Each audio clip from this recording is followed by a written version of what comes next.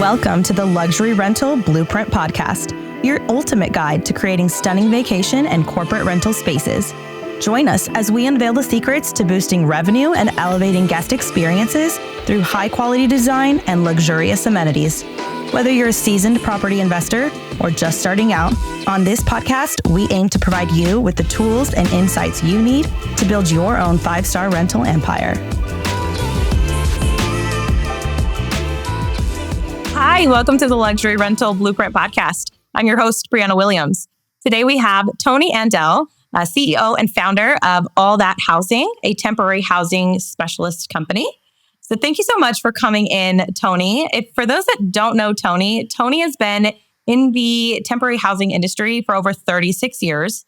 She has dozens and dozens, if not probably hundreds and thousands of contacts in this industry that have all led to her success that she has now. All That Housing offers high-end, because if you know Toni, she's got standards. All That Housing offers these high-end single-family homes for corporate rentals. So please welcome Toni. Thank you so much. Thank you for inviting me to come talk to you today. I'm so excited. I'm excited because every time we talk, we go into all these things of like what people are doing wrong, gently. But we want people to level up their properties. We want to see a higher standard out there. And when I talk about standards, I think the highest standard ever that I've ever come across is like Toni's standards. Your standards are probably the highest, and they're most, I think, compatible with mine because I feel like I have really high standards as well. So with that being said, why don't you share a little bit about just your experience over the last, I know 36 years, I'm sure there's a lot, but if you could just give us a little tidbit about, where you came from and how you landed yourself here. Okay, great. No, I will not tell you all 36 years. It would be a long day. But I started right out of college with corporate apartments. We were doing corporate apartments, local level, regional, national, and then global. And really, we expanded. I was working for a company called Oakwood. They basically pioneered the concept of furnished apartments, furnished homes. There were no homes back then, but it would be apartments way before Airbnb ever came along. So we had our own buildings, and then we went into other people's apartments, and did the whole furnishing up, master lease and everything. From there, my standards are super high, not only because Oakwood expected them, but then I helped them open service apartments in Asia and throughout UK. And so our standards in Asia were 5-star. We had to be comparable to 5-star hotels. And so when you're in that experience, in that world, your standards go even higher. So fast forward, had kids, got out of the international travel, focused on insurance housing. That's how I got into the whole home industry. And then back in 2020, I had, got laid off from the corporate housing industry because there were no relocations, as we all know. And I said, okay, what am I going to do? So I consulted for people that had homes or other corporate housing companies. And then I decided, what am I doing? I know contacts. I know all my corporate clients. Let me go, put together a business plan because, over the years, I always knew that my corporate clients, we couldn't satisfy them for houses. They had families, they had dogs, they had multiple dogs, they had, breeds that weren't allowed in apartments. So I went to one of the biggest corporate housing companies, threw them out my business plan and said, hey, I'm going to do 2 things. I'm going to either set up my own homes when I can get matching lease terms, or I'm going to go find all those people on Airbnb that have quality homes and work with them and vet them, and make sure that their standards are as high as the corporate housing industry standards. And then I will, rent to you. I'll rent to mobility companies, all of the industry all the thousands of people like you and you said, that have known and relocate people all across the world. I'm only focusing on the US. So what's happening is then I was at a conference 2 weeks later, and one of the people with the biggest relocation companies basically said, they were all saying that they won't allow anybody, the corporations won't allow anybody to rent off of Airbnb or Vrbo. They won't let their employees sign it. And we're talking Fortune 1000 companies. We're talking, these are not people that are just contractors. These are the Amazons and the Googles of the world, the big companies. So they can't risk the liability of signing up with all of these different landlords all across the country. And if their employee sign goes into a house and it's, doesn't look up to the standards, well, guess what? That's going to blow up in their face and ruin their relocation. So, it took me back in the 80s and early 90s, it took us a lot of talking these corporations into getting their people out of hotels and being in Marriott standards, and being in Hilton standards. But we talked them out of it. We promised them certain high level standards. We literally had to commit to the level of standards. And so that's why you and I are connected. And when you say I've got high level, my standards are high level, they are. So that's the world. That's why I'm here. I love that. So how would you say those standards have changed from the 90s to now?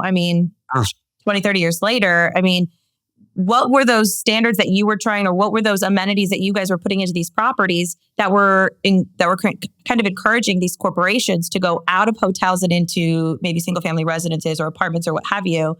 What did you put in them then is it something that still is true today, or has it changed?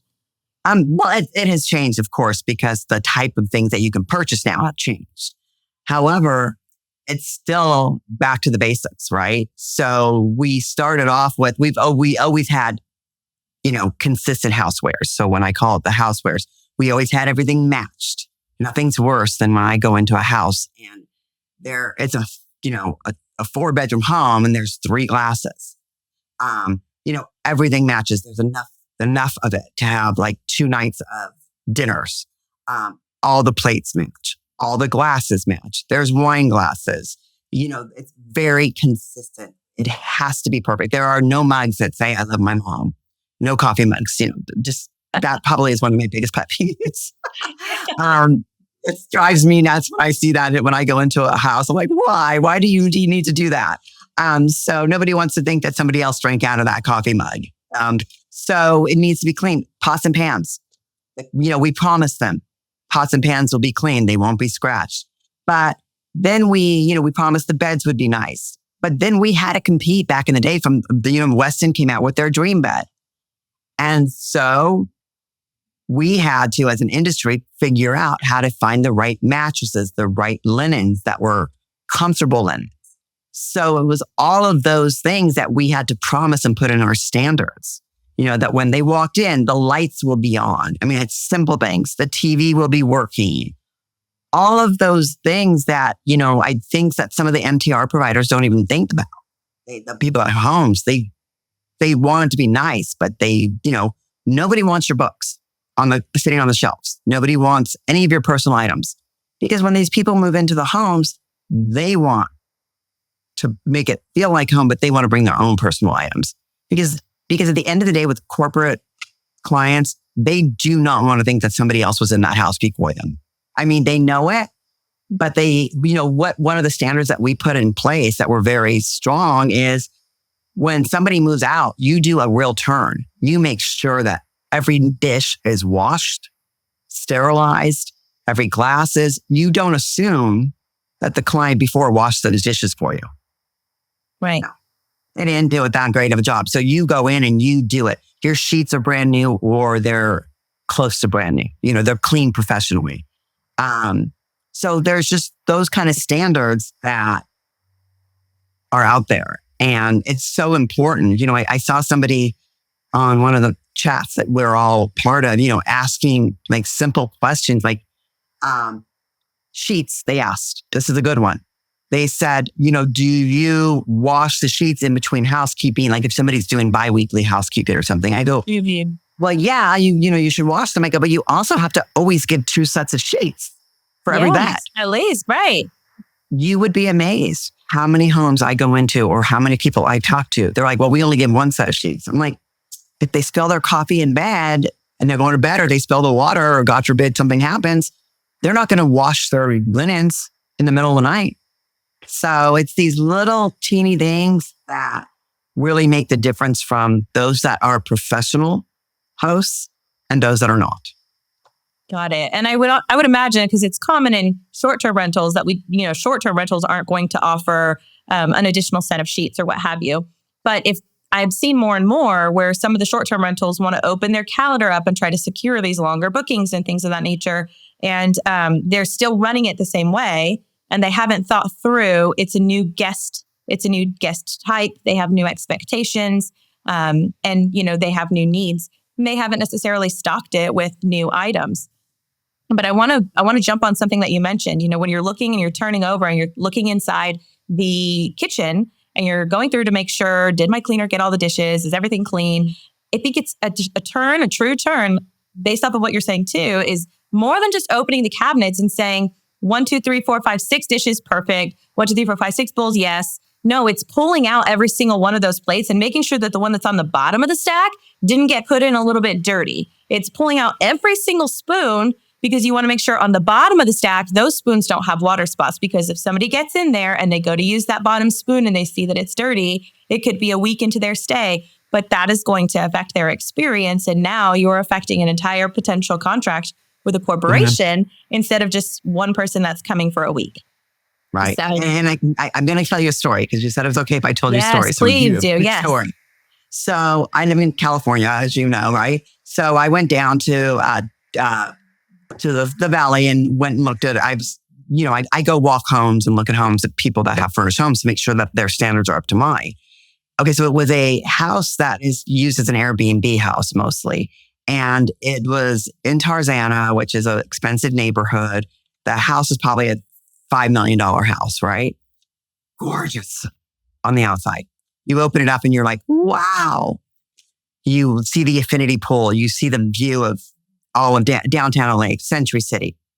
It was a 5-star house until you looked. And I got in there and the kitchen table had 5 chairs for a 6-bedroom house. And there was a piece of cardboard under the table so it didn't wobble. Oh, yes. I like cardboard. Yeah, cardboard so the table doesn't wobble. When you go to a restaurant, you like, it's wobbling, so you put something in. So then I did my open the cupboards.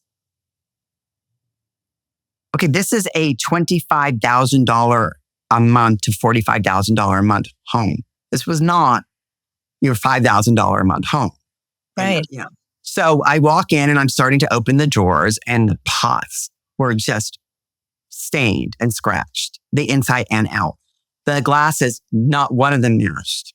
When where you put the silverware, it was just plopped in there. So, and things got worse. I won't go more, but so just because it's a high level house doesn't mean it's done right. And obviously, as you can tell, I went back and I said, hey, you know what? I can't rent that house the way it is, but I would love to tell you what you can do to improve it. Nothing. They said, okay, thanks. I was like, okay. They weren't interested, I guess. They didn't want to make $25,000 a month. I was like, okay. And you know what the funniest thing is I have clients that pay that kind of money. So, LA, obviously. And I had one that I rented, which his house would have been perfect for this family. It was a senior VP at a very well-known company. And they paid almost that same amount of money at a different house down the street. Right. So I always say to everybody when I ask the question to have your stuff great, people are going to pay more for a better product. Yes. The expectations are there. Not that I'm saying you need to price gouge, because don't do that ever with me, because I'll know. But just be fair, but have a great product. The linens, have you checked people's linens out? Your product's beautiful, right? Your product's great. Your product's beautiful. And I wish you could decorate all my houses. I've got a bunch in Kentucky that I've got right now going on. And it's my stager out there that homes are beautiful versus the ones when I rent the furniture. The difference of somebody that it's their profession. Anyway, the linens, I went and walked some homes and the linens were IKEA 150 thread count. I was like, no. I mean, this one person I consulted for, I went to different homes and the sheets, I one time in the middle of the night, I got pricklies. And I said, I was with a hotel. And so if you don't sleep in your own beds and make sure your sheets are good, ones that you rent, you shouldn't be doing it. You should not be in the business. 100%. You need to test a sheet before you use it in a property. I have purchased sheets before that said they were hotel quality. They had all the words, OTEX certified, and it's green and this and that and organic cotton, all the things. it looked like it would be great. And when it came in, I was like, oh, these are a little stiff. Maybe it's because they're new. Give them a good wash, give them a good dry. And I'm putting them on the bed. I'm like, they're still feeling a little stiff. So I gave them like a week. I tested them out. I gave them a week and I'm like, these sheets suck. They're so loud. Every time I move, I can hear it. I'm like, this is not going to work at all. In the trash they went. You have to toss these things out because if you just buy them, throw them on a bed, give it to your, person, whoever's handling the setup to go install, they're not going to know. Nobody knows until that guest gets in there and then they're sleeping on it. And when you're talking corporate level and you're talking about the VP of a company or something like that that's staying in this property, they have certain expectations. There is a certain standard of living. I promise you they're not sleeping on 150 thread count sheets at home. So when you get into that bed, it's awful. It is awful. And it's no matter what person you have come in, right? Whether it's, just a regular person and that's relocating because they got displaced or it's a corporate. At the end of the day, we all want to be comfortable in bed. And so, that's really the thing. It's funny, when I go through and I'm trying to find homes and everything, the first thing I do is, the pictures are doesn't, really make a difference. But then again, I also need to make sure I go see that, I find out about the houses. But, I'm a bed fanatic, because like you asked me the question earlier, how did you get them out of the hotel? Well, I got them out of the hotel because we made sure our beds were perfect. We made sure those corners were tucked. We made sure, that it was not one side was loose and the other side wasn't. It was tucked in. It was perfect. The pillows were fluffed up. We didn't just throw them there. And so I see these beds and I can really, it sounds so silly, but I can tell by who takes their business serious and who doesn't. By the way their beds look on whatever, Airbnb, Furnished Finder, or wherever on Zillow. It's like going through those dating apps, I guess. I swipe them, swipe no, okay, swipe yes. Literally, it's the same concept because if your pictures even aren't good, nobody wants to go somewhere where if the host isn't taking sure those towels are nice and the bed's nice and all of that, then, there's no way I'm going to even call them and say, hey, I've got a, 6-month lease. I want to use your house? Because I'm just like, oh yeah, no, I can't. The bedspreads. I see these bedspreads out there. Oh, they're bagging their bedspreads from the bag, the bag ones. And you're just like the good old Walmart bed in a bag. No, that's what I was trying to say. And again, they're not comfy because you put the sheet up above you, put the comforter and wrap yourself up. Yeah. It's not comfortable. It's not heavy. Again, it's just these little things that people really should need to pay attention to. Absolutely. So you said something, you mentioned, I have a 6-month lease, et cetera. So with corporate housing guests, what are the common lease terms? Like, what does that look like? Are they usually looking for 1 or 2 months? Or are they really looking for something longer? What does that look like on average?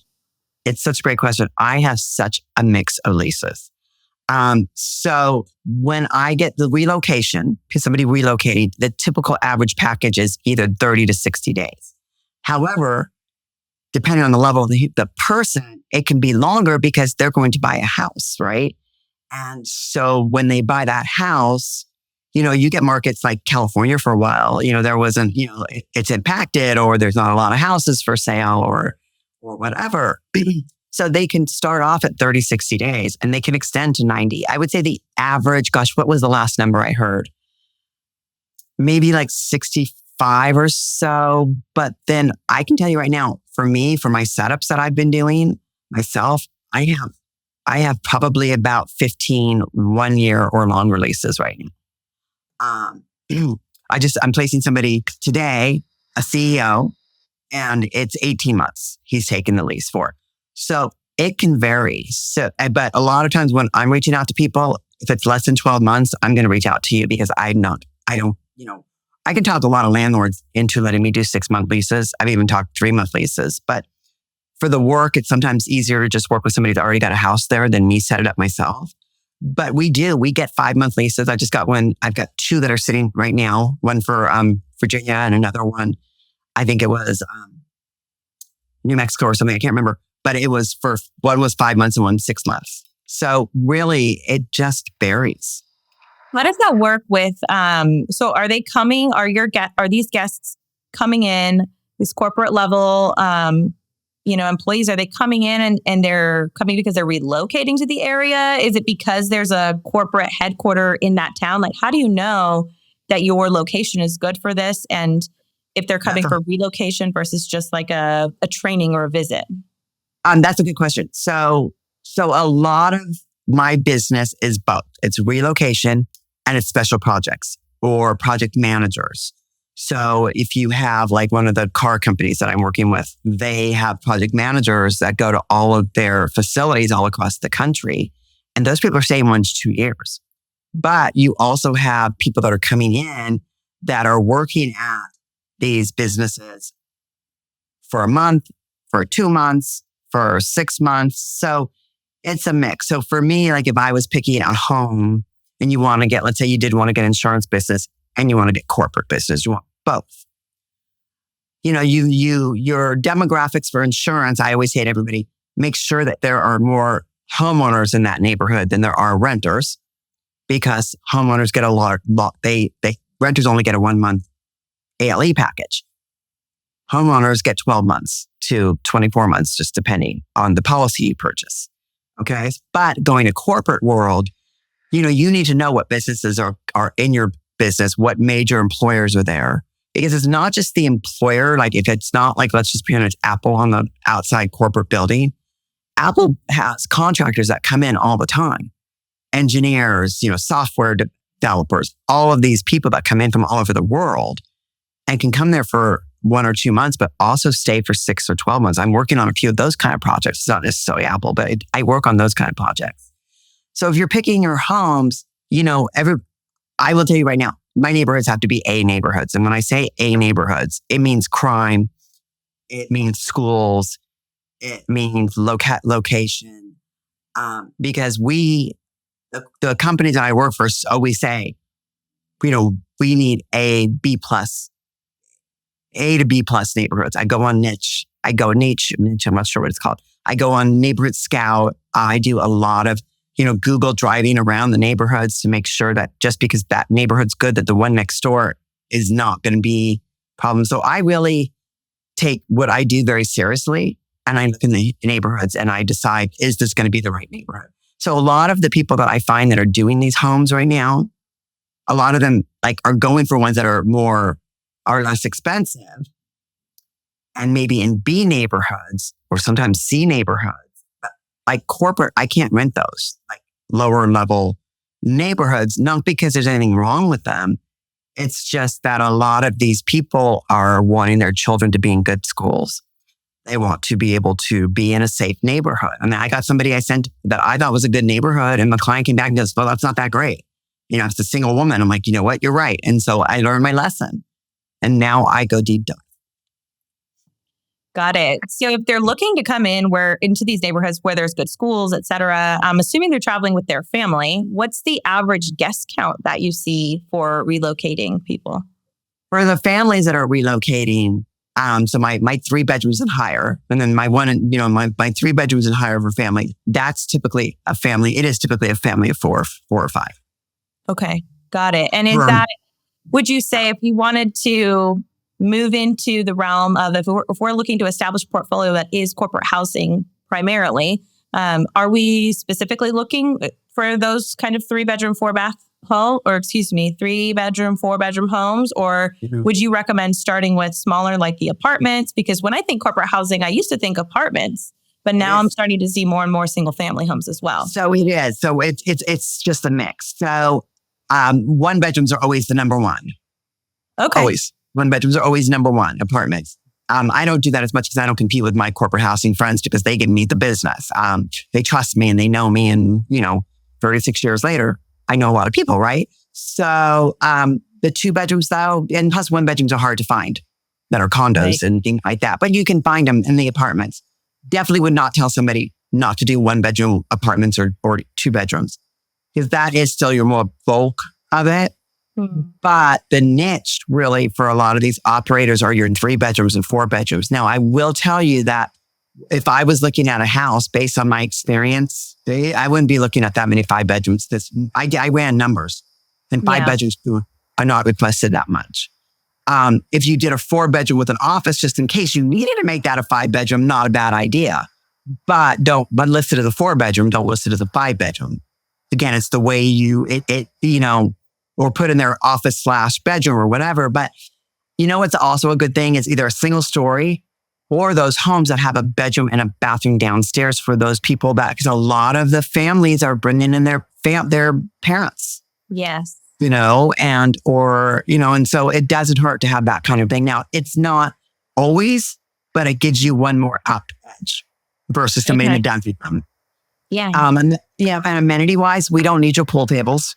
We don't need your workout equipment. Nobody cares about that. It's not requested.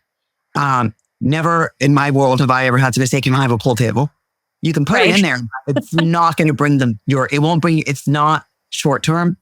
Mm-hmm. It's not vacation. So they would rather have the space than a cramped room with a pool table or all those amenities you put in. Now, it's not, I won't rent your house. I've rented people with pool tables. It's great, but it's not a must thing for the midterm rental people to have for corporates. Got it. Okay. What are the must-have amenities that you would recommend? Well, great beds. Yes. Wonderful beds. And I mean mattresses. Yes, mattresses need to be comfortable. I really think that fenced backyards. Yes. Okay. Because they choose homes because of dogs. So my 2 bedrooms, I get those. It's because they have a dog and they want to be or a specific school district. My biggest requests are fenced yards. This is for the homes or even for the 2 bedrooms, 1 bedrooms. If they have dogs, they have dogs. Garage. Don't put your personal items in the garage and lock the person out of the garage. Very important. And then the fence, the garages, and then really making sure that the house is just fully equipped. Typically a TV in the living room and in the primary bedroom. That's an important factor. That's just minimum, right? That's a minimum. And then nobody needs your olive oil or your open salt and pepper shakers. No. It's really just attention to detail. It's really that if you have enough place settings, enough seating for your dining room tables, comfortable newer couches, I don't need recliners. I don't need furniture that looks old. I'll pass right past it. If you want corporate, it has to be clean furniture. It has to look good. So I think that it's more of what we don't want than what we want, because we want to walk in and be 10 and feel like I'm in, a new, even though we know it's not new, we want it to feel new. Right. We want it to not feel used. But really the most important thing is, again, the fence yards. If you're going to have a yard, that is your ad. Those that don't fence versus not fenced. We always go with the fence ones that have pets, right? That's easier. Makes sense. It makes sense. But the garages and washer and dryers, of course. I've seen, you'd be amazed, like washer and dryers I've seen that are outside in the patio. And I'm like, what? What is that? Right. Yes. How about washer and dryer in the garage? Washer and dryer in the garage, is that okay? Or, okay. Now, when we're talking about beds, is it possible to make, for your standard, is it possible to make the memory foam mattresses that generally tend to be a little bit less expensive, but can be still very comfortable? Is it possible to make those feel still as luxurious as what you need for your guests? I think so. I think that if they're good quality, it's really that quality. It's about quality of the bed where but beds are subjective, right? Beds are subjective. So you aren't going to please everybody perfectly. And we all know that in the industry. Beds are subjective. I had a brand new bed that I delivered, in Kentucky. And this brand new, great bed. And the gentleman didn't like it. And he's like, I need a different bed. Well, I, being in my business, have the liberty to be able to just say, I'm going to change the bed out for him because it was a long-term guest. I'm not going to let him be uncomfortable. But the funniest thing was we did the same beds in 3 houses. Nobody else complained. It was the exact same beds. So they're subjective. Yeah, it's very subjective. When we're talking about this then, so generally speaking, when I'm furnishing a home, we generally go for a medium firmness Because if it's medium firmness and somebody comes in and they are, let's just say, a 6-month stay, and they need something firmer, we could throw a mattress topper that's very firm on top of that medium firmness bed. Or if they want something very soft, we throw a mattress topper that's very soft, and we can still use the same mattress. Same with pillows. I'll do medium firmness. I'll do like 2, you usually have 4 bed pillows on the bed. I'll do 2 medium and 2 firm, just to give a variety. What do you prefer to do? Transform your real estate investment with Mumford Designs, the boutique interior design firm specializing in short-term and medium-term rental properties. Our data-driven approach ensures your property not only stands out, but consistently delivers 5-star guest experiences. We blend style with strategy, crafting spaces that optimize guest satisfaction and drive top revenue year after year. Our services go beyond aesthetics to provide a full-spectrum solution tailored to real estate investors. We offer a property audit that delivers detailed market research, helping to identify design and amenity opportunities within your market. We also create guest avatar profiles to anticipate guests' needs, driving both design decisions and marketing strategies. From full-service design, sourcing, purchasing, and delivery coordination, to installation and staging, we handle every detail, so investors can sit back and enjoy the results. For more in-depth projects, we also offer construction management, ensuring your design vision is realized with precision. With Mumford Designs, you can trust that your property will exceed guest expectations and boost your revenue potential without you having to lift a finger. Book your discovery call at the link in this episode's show notes to get started. Elevate your investment with Mumford Designs, where smart design meets lasting results. You know what? I do that with the beds. And it's funny. I love that you said you did 4, because that is pretty common to do the four pillows, except for twins. Twins, you do too. Yes. But you'd be amazed how many people don't do that. But I do think that you kind of do the middle of the road thing. And then if you do your front pillows and then your back pillows, you've got a little bit different in texture and feeling, then you're covered. So, it's great. I recommend that everybody do encasements, but find the right type of encasement, because the bed bugs are real and you don't want that. And again, I had somebody that tried to charge me for, a stained pillow. And I'm like, really? They were there for 3 months. It's just cost of doing business. Just put it in your costs. When you do your margin, you figure out your pricing, you're going to have to replace things, right? Those things that are under $100, you got to estimate and just throw it into your costs and not come after somebody for something $100 or less. Just don't. Right. And so those pillows had stain. They must have spilled something on it. Well, I'm like, you didn't put encasement on your pillow, like something to protect me. Don't come back to me. I mean, it's just like, okay, well, now I'm not going to use you ever again because you were trying to charge me for a pillow. And I think also, you should be changing your pillows out every 6 months or so anyway, even if you're using encasements, because my husband folds his king size pillow in half and shoves it under the crook of his neck. You know what I mean? So, and we do this. I actually do the soft pillows and the firm pillows on my bed at home because he and I prefer different things. Right. So we do the same thing at home. Some of them are firm and some of them are soft. And I guess just depending, like if I have a little pain, maybe I want a different pillow tonight. So you never know what people are doing or how they're using them or how they're sleeping with them. And they could get crushed. They can get kind of like the foam can get kind of shifted one way or another. Right. So every 6 months or so, you should be changing them anyway. Don't charge somebody because they used the pillow that you left them to use. Right. So, it's just like silly things like that. And I think that like one of the things that I think that a lot of the people like should have your attitude on things like that, because, we are in the hospitality business at the end of the day. We are in the hospitality business. You know what? We have you can go stay at a nice hotel. You can go stay at a hotel, but people want houses. And so it's really important that if you want to compete with the past world of what's been going on and the high standards of industries, and you don't want to just only get insurance housing business, then you need to go ahead and follow these kind of guidelines if you want the corporate business person that's coming in. Anybody that's going there for extended stay, they want to be comfortable. They want to be able to be comfortable.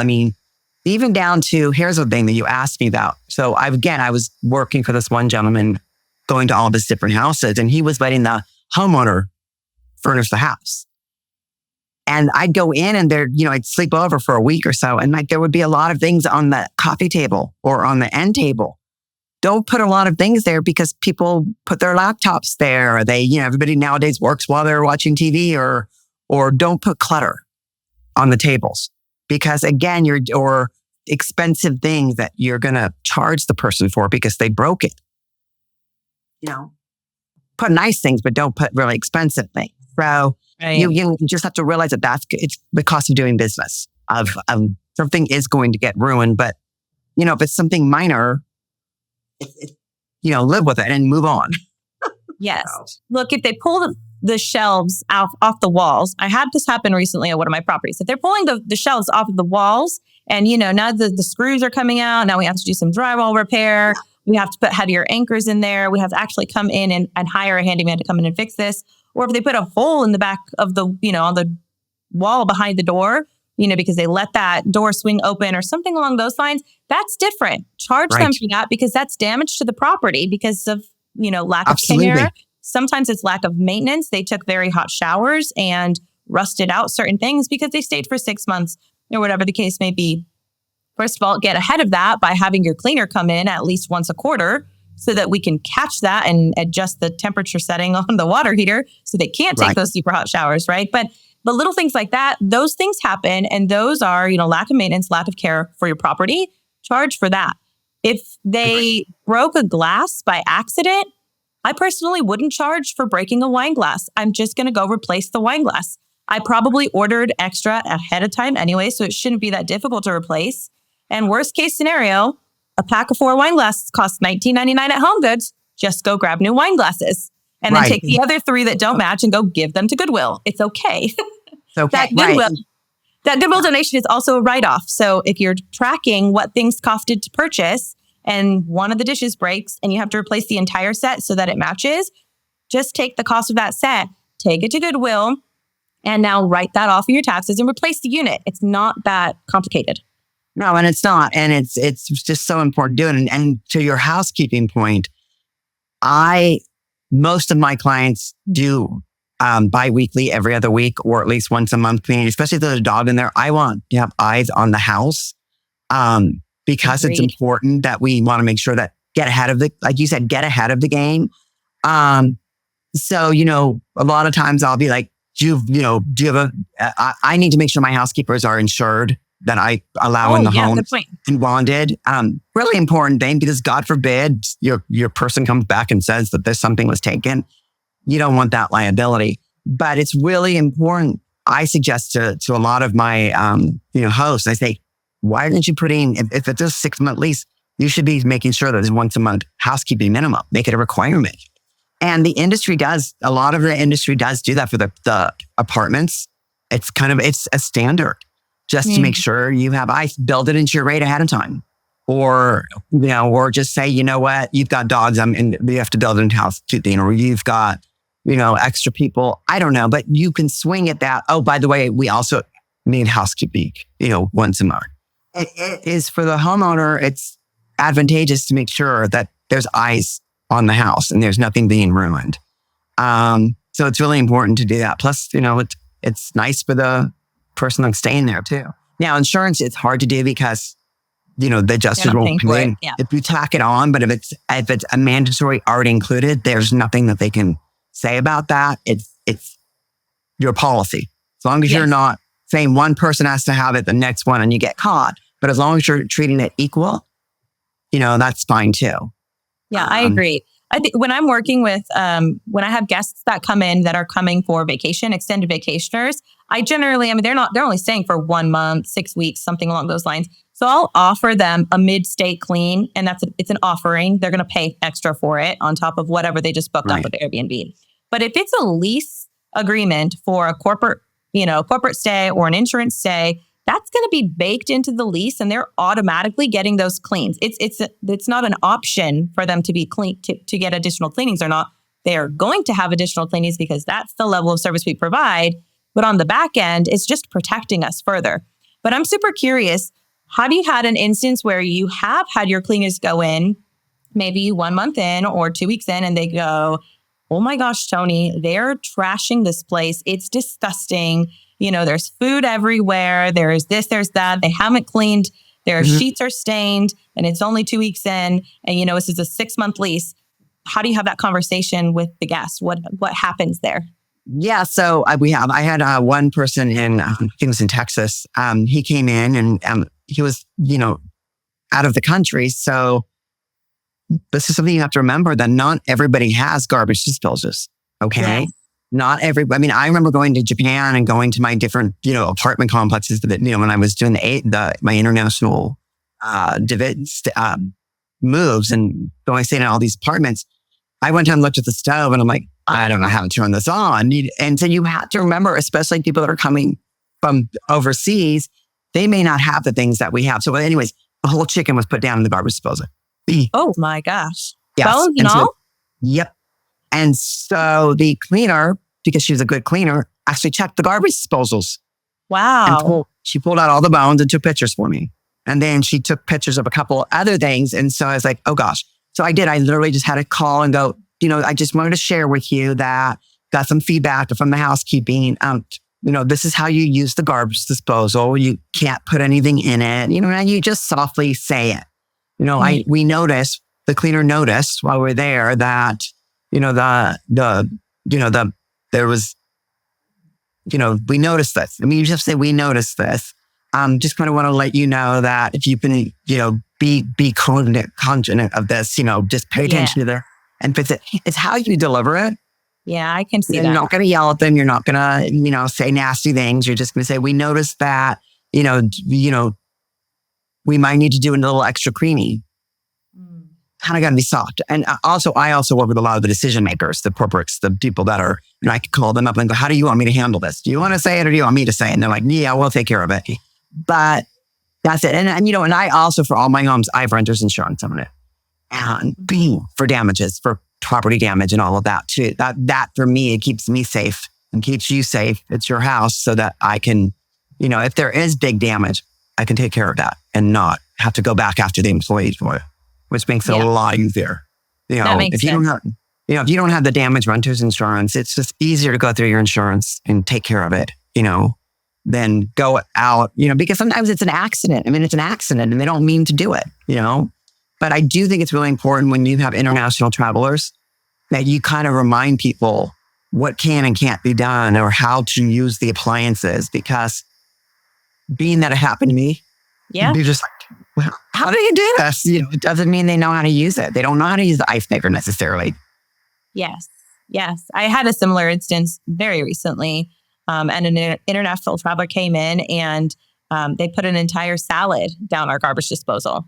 Like leafy greens, big no. Do not put it in your garbage disposal. And then she went on to say, they had only been staying there for 3 or 4 days, but she went on to admit to our plumber, because, he said, well, what are you putting down here? And she's like, oh, I don't know. And he said, well, have you put any of the following down the garbage disposal? And she's like, oh, I just put a whole salad down there last night. And explained that to him. And he's like, okay, we can't do that. And she's like, I didn't know. He said, what else? And she said, I've pretty much put everything food related down the garbage disposal. Yeah. So that's how my mom did that. My mom did that growing up. She would throw everything and my dad would be like, stop doing that. So now I don't do that because my dad put it in my head. But, in my leases, I even just say, please don't put the following things in your toilets or your garbage disposal. And because people don't know. Yes. People just don't know. These are sensitive. Please don't do that. That's your responsibility if you do it. But, not that I've ever gone back and charged anybody for that, but you just have to say it because you don't know. And a lot of people that rent these homes are from other countries. And so, or even other states that never had a garbage disposal. Not everybody has garbage disposals. Not everybody knows how to work a dishwasher. So you can't assume that the person knows how to do this. So, it's always like just little reminder notes. And so when I call people and I'll be like, well, do you want me to say anything special on my move-in notes? And if that's something that you want, or you have, there's some people that give me, actually, here's how you use the different appliances. I love that one. I love when people give me that because you're like, yes. Here's how to use the remote. The best is when there's a link to a video that shows you how to use it. Right. Exactly. So those things are really important. It's just that extra level of service and it protects your household at the same time. Yeah. I love that. Well, there's one more big thing that I'm super curious about. I know you've touched on, keeping things simple. Don't put a lot of things on your coffee table. Don't put a lot of things on your nightstands, etc. So what I hear when you say that is the design should be more minimalistic, meaning we are not using a lot of decor. We are not using a lot of fancy tchotchkes, things like that. But there is something to be said for some people prefer a more traditional style, which tends to have some decor and things like that. What is your perspective on the design aspect? Do they all need to be modern minimalist, or can we add some character? Can we use vintage furniture pieces? What do we think about that? Yes. So the answer to your question is, if it's all in good taste, absolutely. No, when I said don't put things out, a lot of it's those personal things. Okay. The personal books, just, they collect dust. Those ones that have the full bookshelves, not necessary. A couple of books, sure. And I love going in and seeing the personalized look, because houses are personalized. It's personalized to, the house. You decorate it based on the house. People love, if you're in a beach town, it's kind of beachy. People love when it's in a mountain, it's a little rustic. So that's okay. What I say about that is don't overdo it. Don't overdo the fake plants. And the reason why I say don't overdo the fake plants is they get dusty. Right. They may attract dust. It's more work for you to clean. So why do it? I believe in centerpieces on the kitchen table. I believe on even pretty runners. I love the nice clean, it's for clean, throw blanket on the beds and the pretty look. I love when you put a splash of color on the white. I'm big on the white linens and sheets. I'm big on white towel. I'm big on white towels or light color towels. If it's dark, that makes me think that they might be dirty. So I don't like that. Yeah. Light gray's fine. White's fine. So I'm okay with color. I'm okay with, beautiful photo, beautiful artwork. I just don't overdo it. Is what I tell people. Personalize it, because I love that. I love that design. Just don't overdo it. And to the furniture, no, it doesn't have to be perfect furniture. It doesn't have to be brand new. Yes, we like it, but yes, you need to do some vintage stuff because it's cool. As long as it looks good, there's not a lot of nicks in. It's the ones that the furniture has nicks, and the furniture, that's the stuff. It's when the furniture's nicks or the cushions are, dented. That's where I'm talking about with the furniture. It doesn't all have to be brand new, but it has to be nice. Got it. It has to be, and I think about it. Like when you have throw pillows, don't overdo the throw pillows, because throw pillows are fine, but too many throw pillows, what are you going to do with all of them? They're not your house, and you just minimalize, because I'm one of those weirdos too, and it's just my thing. I don't want a lot of throw pillows because I do like to lay my head on a throw pillow. Gosh, I hope it's clean. But if there's too many, you got to throw them somewhere. So they're going to throw them on the floor. They're going to throw them on the chair. I mean, just a few, not a lot. Yeah, I agree with you there. And I will say, if you're going to use anything that's been pre-loved, we can say, I am not opposed to you looking on Facebook Marketplace for a TV stand or a nightstand that's in good condition or that you can refinish. But your sofas, your beds, your bedding, your pillows, your rugs, pretty much anything that is a textile or is fabric, let's just say, we should not be reusing things like that. Agree. Because we don't know where they came from. They hold on to odors. They hold on to bacteria. They're harder to keep clean. So those are the types of things that you want to refrain from reusing. And those are often the things that need to be replaced more frequently in your properties as well. You But a really beautiful vintage dining table or a gorgeous hutch in, a bedroom or an entryway, totally different, adds character, and can tell a story. So those are fun pieces. I love that. I love it. And I have that in some of my homes because, again, I was telling you, I have a woman that had a staging company, and I use her, and she does refinish some of her furniture. And so I did furniture rental in couple of those houses because she couldn't do all my houses. And I did her furniture, and some of it is refinished furniture. Guess what? They all work together, these people. And they're like, oh, we like those houses furnishings better. And, so I, not Mark. And now I'm like always trying to get her to do all my homes because they all talk. And so I absolutely have no problem with people having character in their homes. And like you said, vintage. My house is vintage. My house is beautiful. But please, you know what I don't like? I'm going to tell you what, those vinyl tablecloths. Oh, yeah, no. No vinyl tablecloths, please. Like, don't even think about it. If you have such a gorgeous table that you're afraid anything's going to be put on it and stain it, then you shouldn't have that in your house. Absolutely. Okay? Especially if it's a rental, that this doesn't make sense. Yeah. In my house, I have that kind of table. It's an antique. And my kids are like, Warren, do not put your glasses on that wood. You know, I cover it up when they eat. I take it off when we don't eat. That's fine. You know, but don't risk it. It's not worth risking your furniture because you're going to have to replace it and then it gets expensive. Yes, absolutely. Absolutely. Well, thank you so much. I love all of the tips and the tricks. And like I said, I think as far as somebody who holds a high standard to the properties that you're renting out, that you're leasing out, I definitely think that you have high standards there for good reason.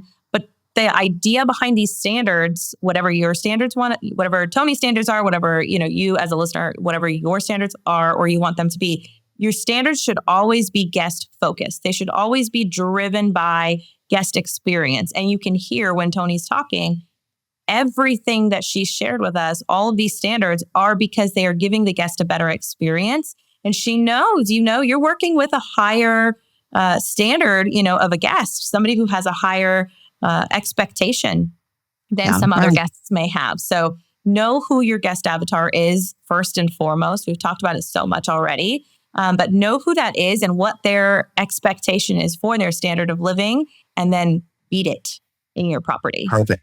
I love it. And like I said, I love the way, if you could just tell everybody, because you've got great designs on all your houses, so you could just tell everybody like that's how to do it. But again, it doesn't have to be perfection. It doesn't have to be expensive. It just needs to look good. It needs, pretend you're going into a hotel. Pretend that's what those people are thinking. Give them the same standard as a 4 or 5 star hotel. That's all I ask, and make sure it's clean. Absolutely. Yes, clean.